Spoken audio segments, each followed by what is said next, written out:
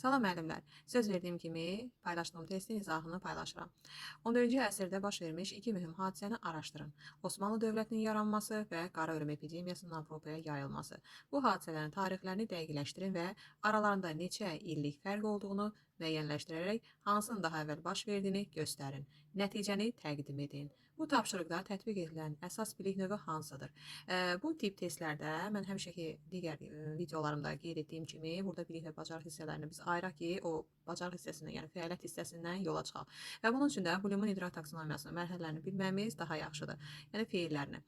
Burada fikir versəniz, bu hadisələrin tarixlərini dəqiqləşdirin və aralarında neçə illik fərq olduğunu müəyyənləşdirərək hansının daha əvvəl baş verdiyini göstərin. Burada göstərin, sonra nəticəni təqdim edin.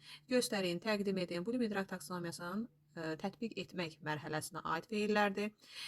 Bu bir tərəfdən çıxa bilərik buradan yola, digər tərəfdən fikir verirsəniz, burada artıq müəyyən bir ardıcıllıq var.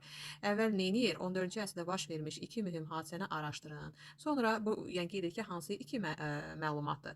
Osmanlı dövlətinin yaranması və qara ölüm epidemiyasının Avropaya yayılması. Sonra deyir, bu hadisələrin tarixlərini dəqiqləşdirin. Daha sonra aralarında neçə illik fərq olduğunu müəyyənləşdirərək hansının daha əvvəl baş verdiyini göstərin.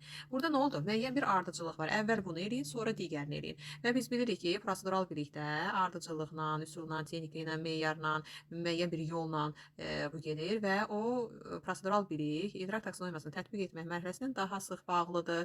Yəni biz demirik ya, təkcə o tətbiq etmək mərhələsindədir prosedural bilik, digər mərhələlərdə də ola bilər. Amma daha sıx bağlı olduğu idrak taksonomiyasını tətbiq etmək mərhələsidir. Ona görə də bu testimizin cavabı Y variantı prosedural bilikdir.